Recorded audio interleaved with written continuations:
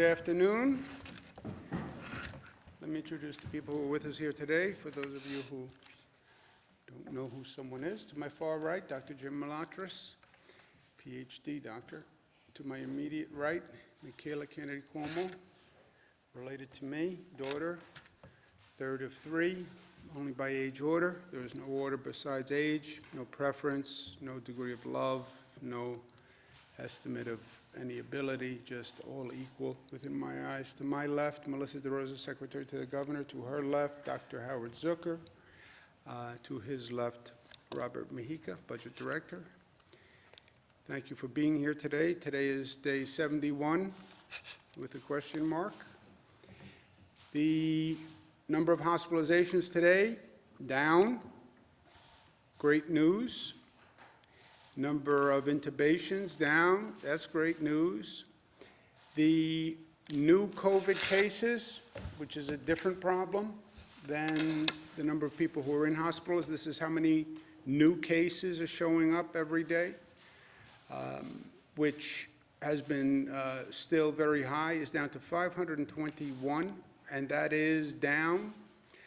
521 takes us right back to where we started this hellish journey, right?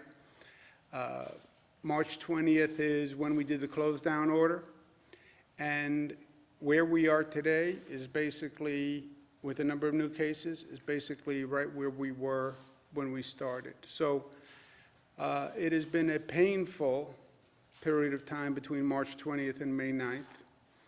The optimist would say yes, but it's only March 20 to May 9th. The pessimist would say, but a lot of pain, high cost, loss of life. The realist would be somewhere in the middle. But all of this work, all of this progress of turning that tide, of reducing the rate of infection, that's all thanks to New Yorkers and what New Yorkers did. Number of deaths, 207, still terribly high, but better. The number of deaths, 207, takes us back to almost where we started, about a week in. As the number of deaths started to increase, you could see early in March, 27 deaths, then how quickly it went up. 38, 42, 56, 76, 101, 130, 207. So just to give you a perspective of where we are today versus where we were. One of our top priorities is protecting people in nursing homes and seniors. This is where this virus feeds. It's where this virus started, when it started in the state of Washington. We have implemented many safety measures, many of which have been difficult to implement, but we did for health reasons, restricting visitation, except for end-of-life visits. This is a tough policy, and I had serious qualms about it, to tell you the truth. But the health officials were right. Yes, you want visitation. No, you don't want to walk a virus into a nursing home that could kill the person you're going to visit. PPE requirements, all staff have to be checked going into a nursing home every 12 hours. All facilities must notify families within 24 hours, separate facilities, residents from staff in the event of an outbreak. We provided them with millions of pieces of PPE equipment. This is a national problem, right? Nursing homes generally all across the country have seen the COVID virus take a high toll. New York has one of the highest populations of nursing home residents of any state in the country, over 100,000 residents.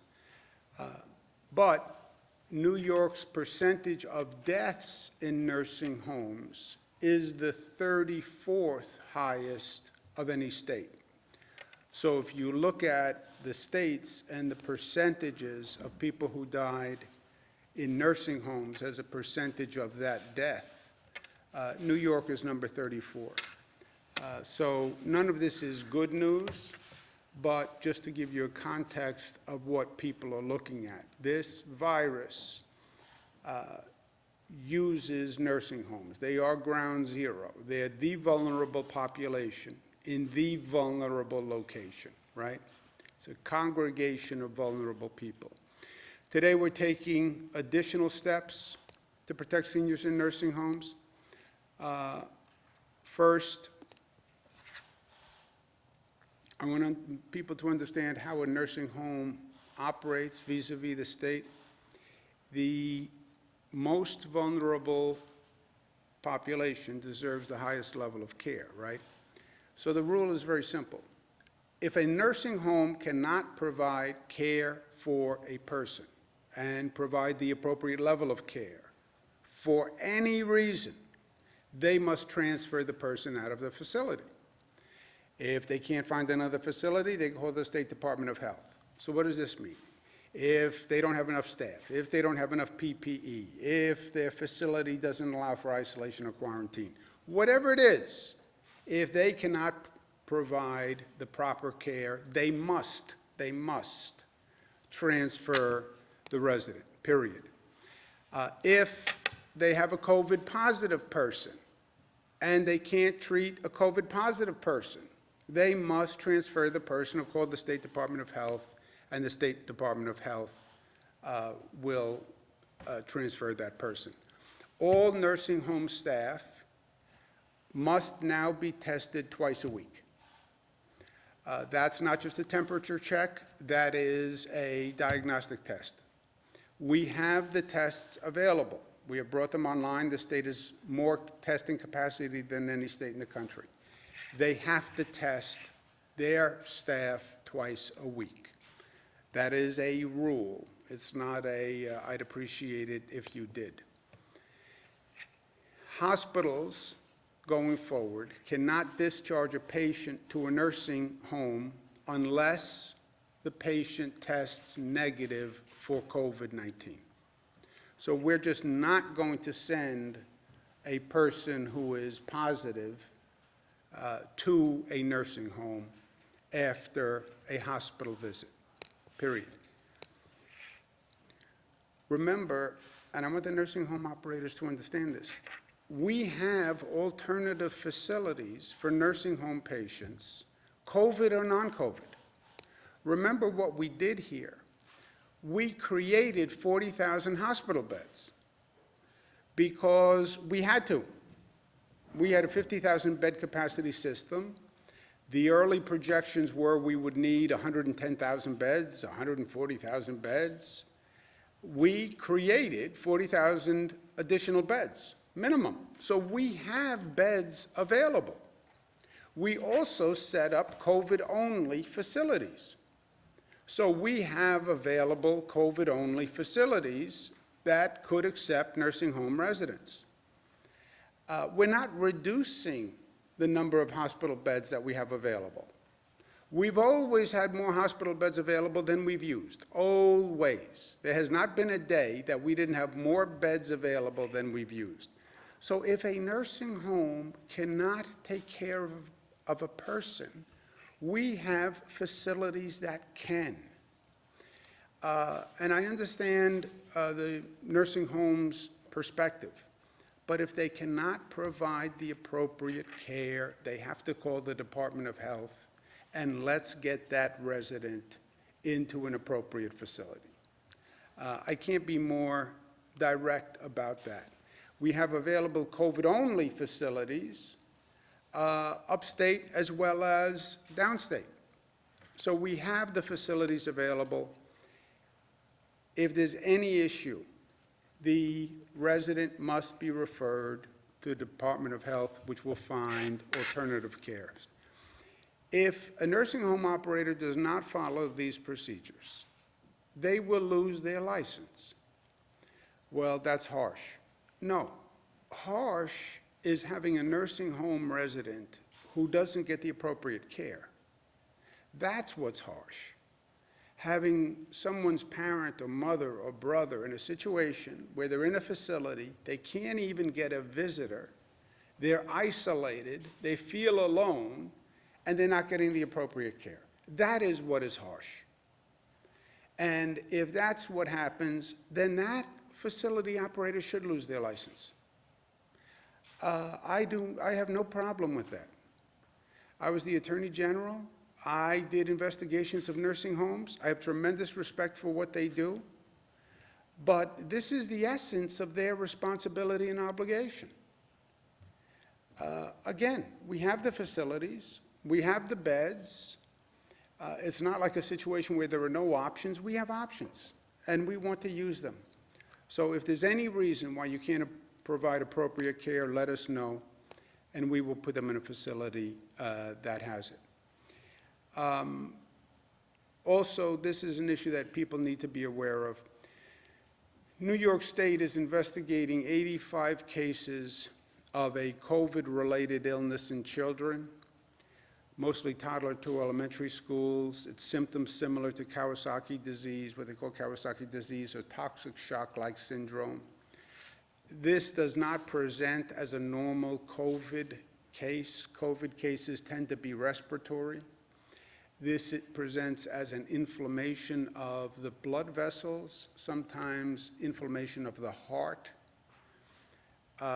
It's possible that these cases were coming in and were not diagnosed as related to COVID because they don't appear as COVID, but it is a situation that has taken the lives of 3 New Yorkers. There are 2 additional deaths that are currently under investigation as possibly related to this same situation.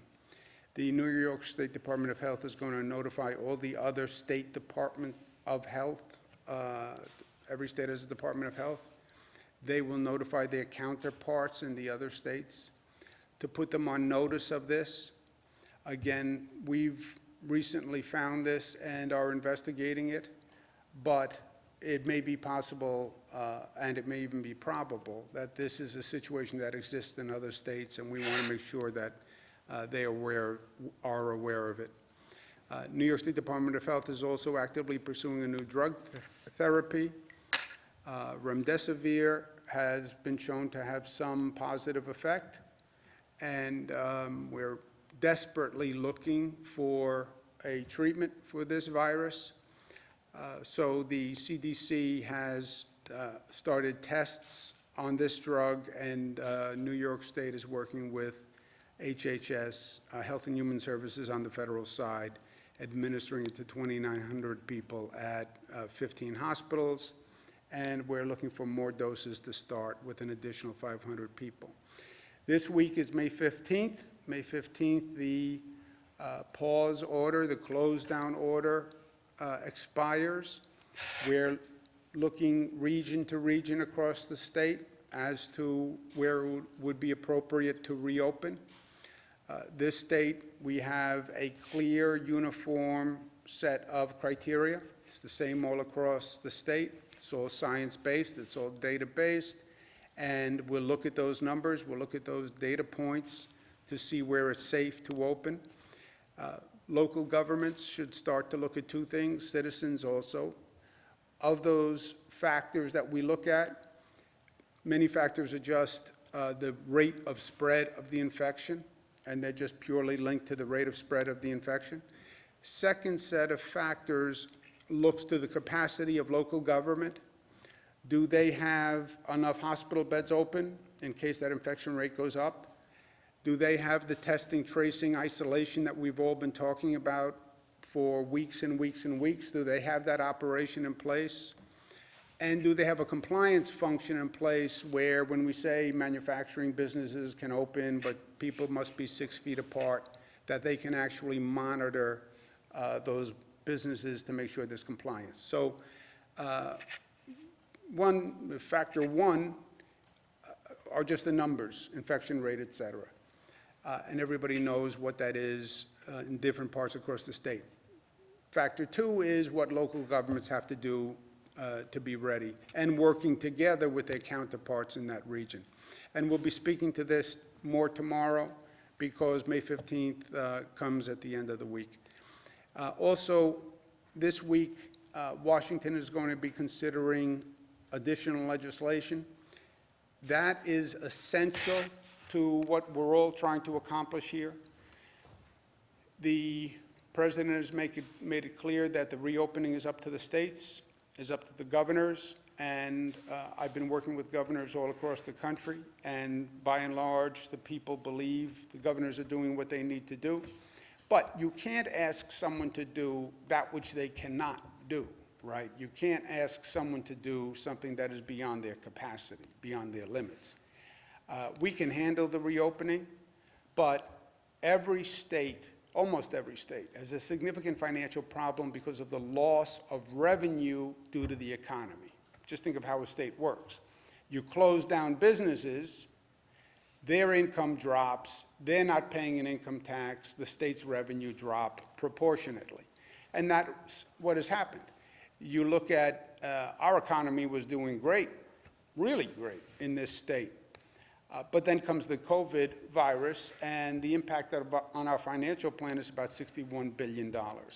We then have to pay for all of this COVID-related work, all this hospital work and testing and everything that's going on. That's about another $5 billion per year. We then have essential state agencies that are operating that also have taken a tremendous financial loss. The MTA operates the subways and buses, collects revenue from tolls when people go over bridges or tunnels or through tunnels. Yeah, but ridership is down 92%, and cars aren't driving and they're not paying their tolls. Tremendous revenue loss at the MTA. Port Authority, tremendous revenue loss at airports. So the economic impact is beyond anything that any state can deal with. If the federal government doesn't help the states, then you're forcing the states to cut funding, and the places where the state normally funds will suffer. If they force me to cut funding, I have to reduce the funding to schools, to local governments, and to hospitals. Why would you ever want to reduce funding to these essential agencies at this time, right? And why would you make me allocate pain among schools, hospitals, and local governments? It makes no sense at all. New York alone would need about $35 billion this year just to compensate for the total amount of losses. And when you look at Washington, what Washington has done in the past legislation they've passed, when I say they treat it like pork barrel, why? I was in Washington for 8 years in the Clinton administration. Everything becomes a political game. Every piece of legislation becomes a political game. So when they passed legislation, the money they sent to states was supposed to be for COVID. The whole exercise was this was to compensate for what happened during the COVID virus. They just played politics, and everybody put money in for their home state. So when you look at what they actually accomplished, states like Alaska got like 100 times what New York got for funding, right? We got about $23,000 for every COVID case. But states that didn't have many COVID cases also received a tremendous amount of funding. Our friends in Kentucky, $337,000 for every COVID case. Yeah, we got $23,000. So it's, what they've done in the past made no sense. Also, what they've done in the past is what they always, it seems, wind up doing. They bailed out corporate America. That's what they did. You look at the past legislation. They bailed out corporate America. This legislation, this week, going forward, let them fund working Americans, because that's the need. You look at the past legislation. They funded hotels, restaurants, airlines, big corporations, public companies. Now it turns out they funded a tax break for millionaires in the COVID response legislation. That's what they did. Yeah, and they didn't fund state and local governments. So who do state and local governments fund? I fund police, firefighters, nurses, school teachers, and food banks. You took care of corporate America, and I don't even want to go through that, but now you're going to starve police and fire and hospitals and schools?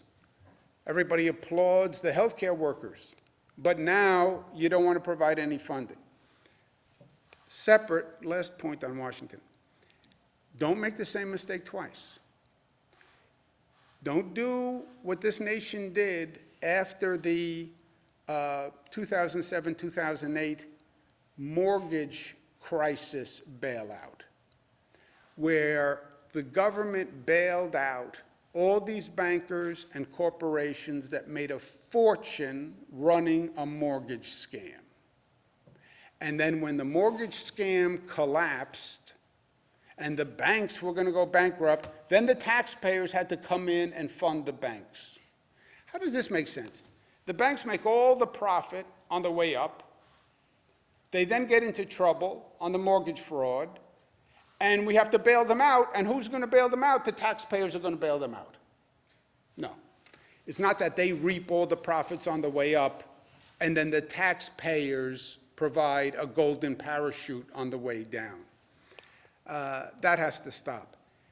There should be no subsidy for any corporation that lays off employees, period. Because I'll tell you what's going to happen. You will see corporations using this pandemic to lay off workers. That's what you will see, because they're already saying it to the market analysts. We're going to get lean during this period. We're going to right-size during this period. What does that mean? It means they're not going to rehire the same number of employees, so they're going to boost their corporate profits by reducing the number of employees. That's what it means. That's what it means. Government should not subsidize their reduction of employees, and then when they reduce employees, government is supposed to now subsidize those employees, unemployment insurance, etc. We did it once, we can't do it again. Here's my suggestion to my colleagues in Washington. The Americans First law. If a corporation does not rehire the same number of employees, no government money. All the billions that they just gave out, if you don't rehire the same number of employees you had pre-pandemic, you have to return those funds. We're not going to subsidize you to lay off workers. If you can lay off workers and you're saving money by laying off workers, you don't need the American taxpayer to subsidize you. Otherwise, you will never get those employment numbers back, because that's what's going to happen all across the country. And we keep going, because we are New York tough, we are smart, united, disciplined, and we are loving. Every time I say we are loving, I think people must think that is such a strange word for a government official to be talking about, that we are loving. You never hear government talking about loving. You never hear a lot of people talk about loving or love. But at this time, where we are all going through so much pain and so much stress and so much anxiety, and we're at a place where we've never been before, it's probably the one thing we need more than anything else. And it's not easy to talk about love. That's why I put it with New York tough. It's not easy to talk about love. I need love to show that vulnerability. It's hard to do that. That's why in some ways you have to be tough to be able to talk about love. But we all need it now, because this is hard on everyone. It is hard. I don't care who you are. You can be the governor of the state, a healthcare worker, a public employee, a daughter of a governor, a son. It is hard on everyone. And love is the one thing that can make everything better, and the one thing we need. When I said today is day 71 with the question mark, because today is not really just day 71. Today is Mother's Day, and that dwarfs all else. Day 71, day 70, day 69, it's Mother's Day. And for me, you want to talk about love. The personification of love for me has always been my mother. My father was loving in his way, but he was not warm and cuddly kind of loving. My mother has just always been pure love, just pure sweetness, pure goodness, pure affirmation, unconditional love. Whatever you did, however stupid I was, and I can be pretty stupid, just that total love of a mother. So today, more than anything else, mothers are special every day, but how about going through this? Talking about nursing homes, you have mothers in nursing homes, families can't get to see them. Mothers have been doing double duty, stuck at home, dealing with all that stress, all that situation. Mothers who have lost mothers, mothers who we have lost during this hellacious period where so many people have lost their parents. So today is Mother's Day, first and foremost. And today is about love and showing love and expressing it and appreciation for our mothers. And my mother, who I cannot see today because I am in a position where I am exposed to too many people, and if I go see my mother, Dr. Zucker, blame Dr. Zucker, the health commissioner says it would be risky for me to see my mother because I want to make sure that I don't infect her with anything. She's stronger than I am, and she's smarter than I am, but I just want to make sure that we don't do that. But I get to say Happy Mother's Day to my mother with my daughters. They're all here through one means or the other, whatever this is, Zoom this, Zoom that. Happy Mother's Day to you, Mom. I miss you. I love you so, so much. I wish I could be with you, but I can't be. But I can't be because I love you. That's why I can't be with you, because I love you. But I know Maria is taking good care of you. I miss you too, a lot, and your beautiful daughters. So Happy Mother's Day, Grandma. Thank you, Cara. You have Cara there. Cara's with Mariah. Mariah, you want to say Happy Mother's Day, Grandmother's Day? Yes, Happy Mother's Day, Grandma. I just was thinking today about this story that I love hearing you tell about how you met the Pope and how he looked you in the eye, took your hands in his, and he said, La Familia. I think he really captured your spirit. Thank you so much for teaching us what the meaning of family is, both from our own little brew to the family of New York. I love you. That's right. And I have very well said. And I have Michaela here with me. Hi, Grandma. Happy Mother's Day.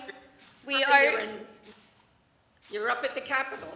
Yes, but I'm so glad to see your face. We're so grateful to have such a caring grandma and one who was a great mother and role model to our dad and aunts and uncles, and such a great mother to so many children beyond our family. So thank you. Love you so much, Grandma.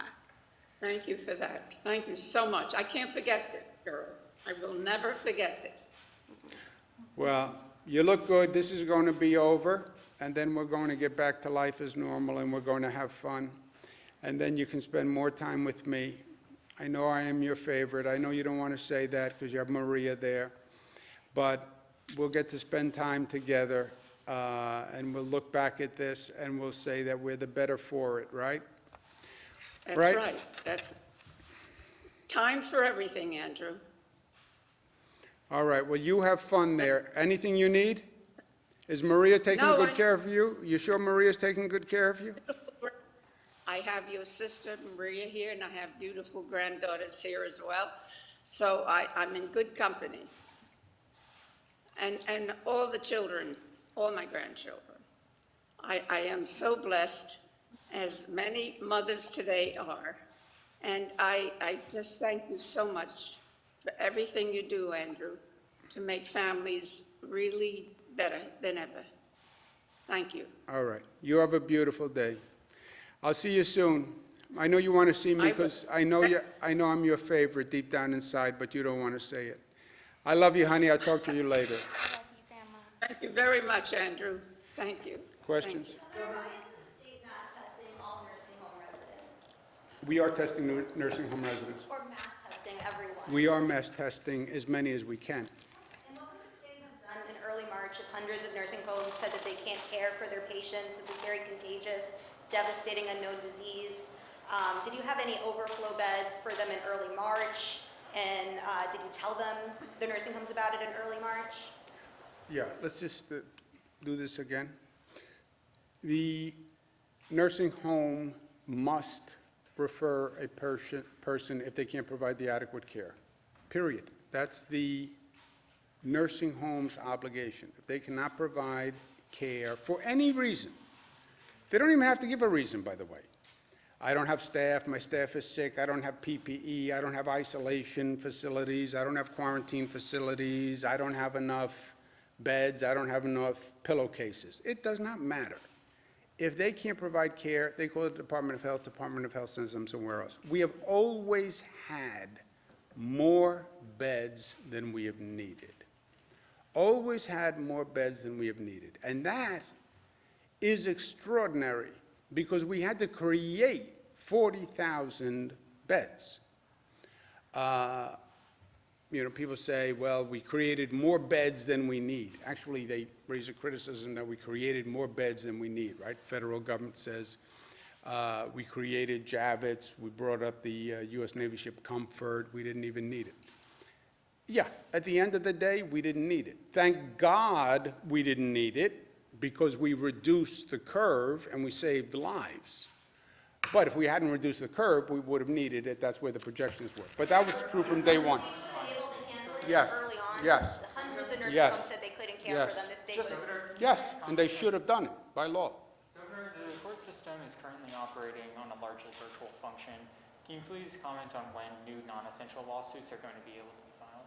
Yeah, I don't know. Does anyone know when non-essential lawsuits will be It's filed? something that we're working with the courts on, and then the larger issue is around secrecy issues for when you can convene grand juries. And so we're working hand in glove with Janet DiFiore and the courts on that, but the answer is we're trying to get online as soon as possible. Can you speak to when grand juries might fall into this reopening plan? It's something that we're looking at. We're looking at what other states are doing, if there's a way to accommodate it virtually, but again, the issue is the secrecy laws that govern, and so we're working with the courts and we're trying to get online as soon as possible. Are there any concerns about, bringing people if they will actually show up for a jury considering this? That is exactly the concern, which is why we're looking into virtual options, but as I said, the secrecy laws that govern supersede that, and so we're trying to see what other states are doing, get creative, because we want the court system to be up and running as soon as possible. That govern grand juries. Grand jury secrecy. Reopening the courts is not an executive decision, or managing the courts is not an executive decision, right? That's a separate branch of government, the court system. The chief judge is in charge of that. We're working with the chief judge, following her recommendations, which have been extraordinary. There's still a lot of work going done, even though the courts have been closed, and their transition to remote services has been great. So we're working together, but the questions you raise are going to be more to the discretion of the judicial system. Why did it sounds like the state is rescinding the March 25th order regarding nursing homes. What went into the change of thinking in that? Why do it now and not do it 2 weeks ago when people first started sounding the alarm on it? I don't know the March 25th. It's not rescinding the order. You still can't discriminate against the patient solely in a nursing home based on their COVID status. This is saying to hospitals now, if you have a COVID patient that you got for some reason acute care, needed, whatever, they should test positive before being discharged from the hospital itself. But just to, go ahead. Just to clarify on that, so a hospital can't send a resident back to their nursing home if they still test positive for it. How is that different from March 20, or? Because the only avenue of coming into a nursing home is not just the hospital. It could have been a new patient. It could have been from another facility besides the hospital. It does override the March 25th order, correct? You still cannot discriminate against a nursing home patient. What we're saying is if you're in a hospital for another reason, you can't discharge that patient until they're negative. The two orders coexist, Jesse. What we're saying is you still can't discriminate an entrance to a nursing home facility solely on the basis of being COVID positive or being suspected COVID positive. This puts the obligation on hospitals, which is saying a hospital cannot release a COVID positive patient into a nursing home facility until they test negative.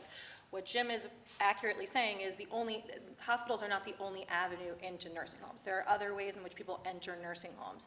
The fact still remains that you cannot discriminate based on COVID positive status. However, as the governor has said 17 times, a nursing home cannot accept a patient if they cannot care for them. They have to be able to cohort the patients. There has to be segregated staff. You have to have the appropriate level of PPE, and if you cannot meet those standards, you cannot accept a patient.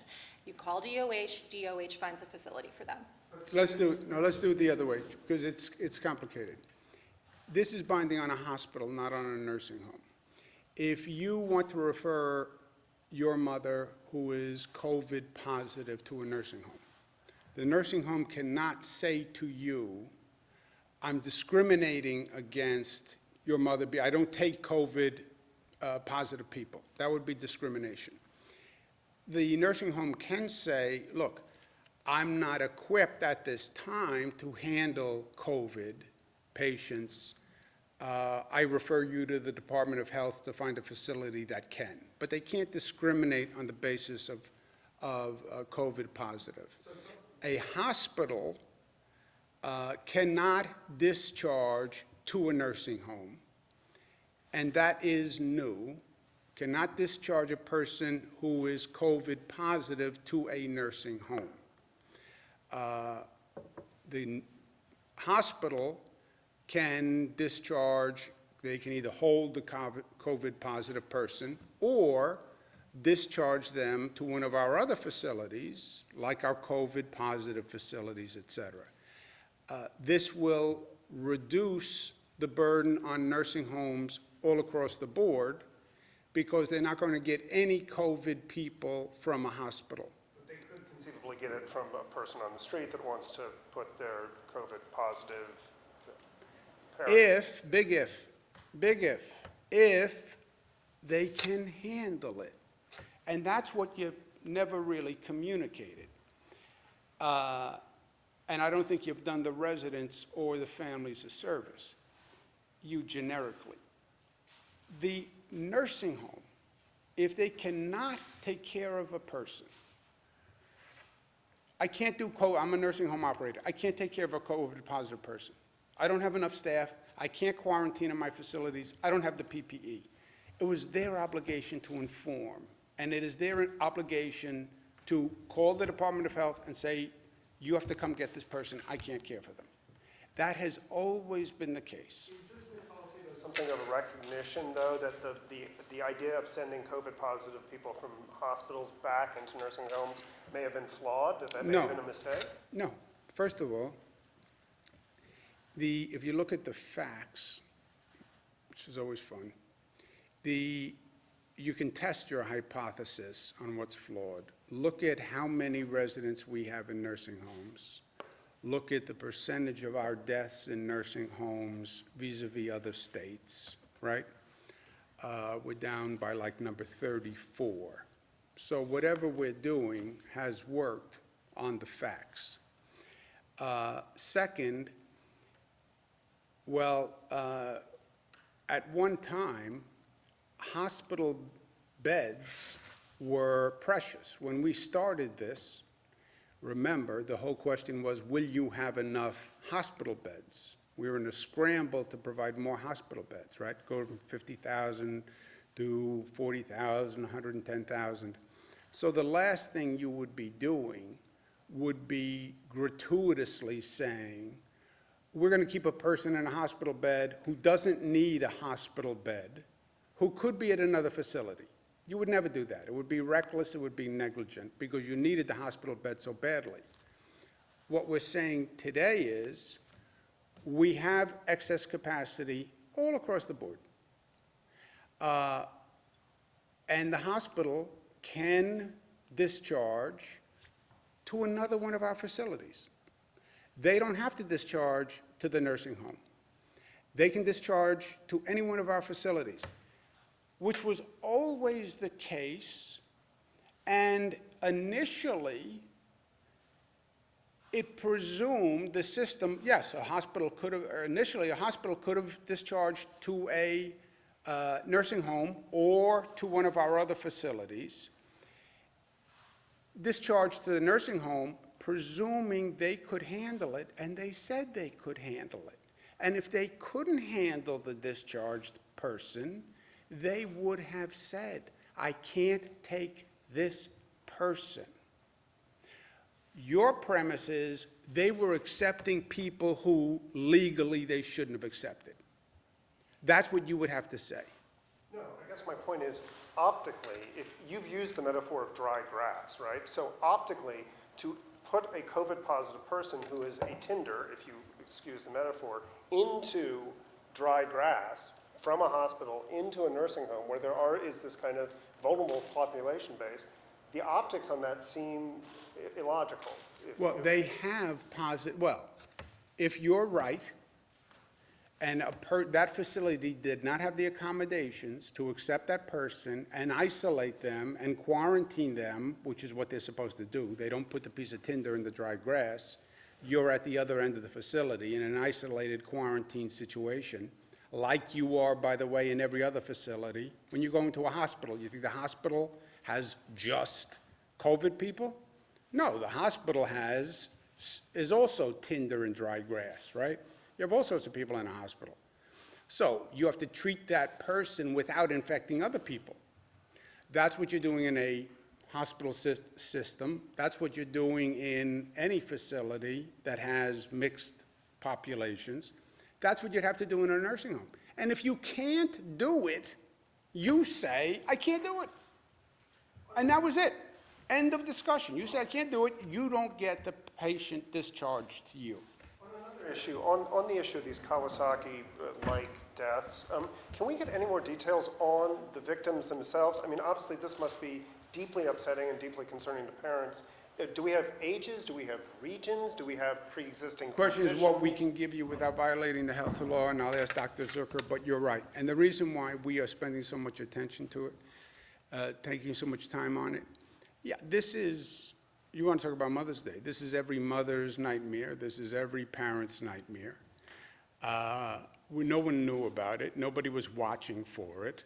You know, it's the same story of this virus from day one. The virus has been ahead of us every step of the way. And we've been playing catch up every step of the way. It was ahead of us when it was coming here from Europe and nobody told us. And now we thought that it wasn't affecting children, and now we find out it may be affecting children. That's why we're notifying all the other states. We've notified the CDC. We're watching it for the CDC. The CDC will communicate. But nobody knows that it wasn't here and just not diagnosed because it doesn't look like a COVID case. But Howard, is there anything else we can say? So, as the governor mentioned, there are 85 children that we're evaluating. I have a team of over 30, around 30 to 40 people who are looking at the charts of all of those patients to assess exactly what has happened to them. We do know about the ages of those who have died, as the governor mentioned. 2 were in the elementary school age and 1 was an adolescent in 3 different counties. We'll have more information. I'm always careful about what I share because of the privacy issues, as the governor mentioned. We are evaluating those charts. As a pediatric cardiologist myself, I personally have looked over the chart of the child that died, the 5-year-old that we spoke about, and the other 2 I will look over as well as other charts there. This is something which, as the governor mentioned, we weren't looking for this because these children did not present with respiratory illnesses. So all of a sudden, we hear about children with cardiac problems, inflammation of their blood vessels. We try to figure out what is happening here. So the CDC has sent people up as well. We have a whole team investigating all these charts, and we're going to get to the bottom of it, come up with what are the criteria, and provide that to the rest of the states in the United States. Conditions, or were these healthy children that died? Well, like I said, there are 85 charts, and we're looking through those. The other ones right now know the 3 that had died did not, that we've heard about. But this is why we need to investigate all this, and this is why we have over 30 people looking at those charts. Just one more. Is there anything you can say to parents? I mean, the symptoms of this appear to be somewhat commonplace: swollen extremities, swollen tongue, rashes. Right. How do you differentiate kind of a common fever or something like that from something more serious? Right, and this is very heartbreaking because it's kids, and obviously we worry about children who have vague symptoms. They present with nausea, vomiting. But I think what I would tell parents, if I was wearing my other hat, I would tell parents that if your child has any nausea, vomiting, diarrhea, pallor, your color of your face changing, the color of their lips and fingers, if they have any chest pains, if they're older and they can complain about that, they should call their doctor and they need to be evaluated. I think that once we look at these 85 charts and we get more information, we'll have more answers for you about this. But right now, the most important thing parents should do is err on the side of caution. Yeah, but Jesse, you are right, and this is a delicate balance here, right? Because the symptoms that we suggested people look for are very broad, and you're talking about young children who come up with a lot of symptoms all the time, it seems like. The common denominator is had the coronavirus antibodies or are positive for coronavirus, right? That's the common denominator here. You would not know that without the virus test.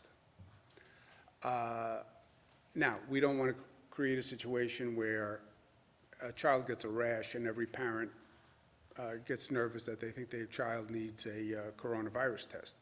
That's why as much information as we can get from these investigations as quickly as we can get it, because I understand leaving the question mark hanging out there makes people nervous. At the same time, we want the other states to know what we know, and we want the CDC to know what we know. But I think Dr. Zucker's advice is good. You don't overreact.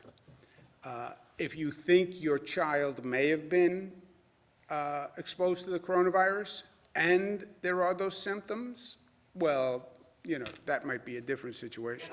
Friday. 2 elementary school and 1 adolescent death at this point. Thank you. Friday, New York City released the summons data. Just take one more. Anyone who didn't ask a question? Governor, on May 15th date on Monday, you had said no region had met the standard to reopen. Are there any updates today? Have any regions met the standards to reopen? Tomorrow, we're going to invite all the county executives, local officials to participate in the briefing. We'll be going through it explicitly. But short answer is yes, there will be regions that are eligible on the 15th. Is that right, Jim? That's correct. Are you going to split the regions at all? Like maybe take Dutchess out of the Westchester area? I think if you look at, Jim can talk to you about this afterwards, but I think if we took Rockland, Westchester out of the region still wouldn't qualify because the Dutchess numbers themselves don't qualify. But Jim can give you more information. Thank you, guys. Happy Mother's Day to everyone. Happy Mother's Day. Governor, who's cutting your hair? Are we what? I have not been in a situation where I believe that I've been exposed, and there's no reason why I would have the antibodies. Governor, who's cutting your hair?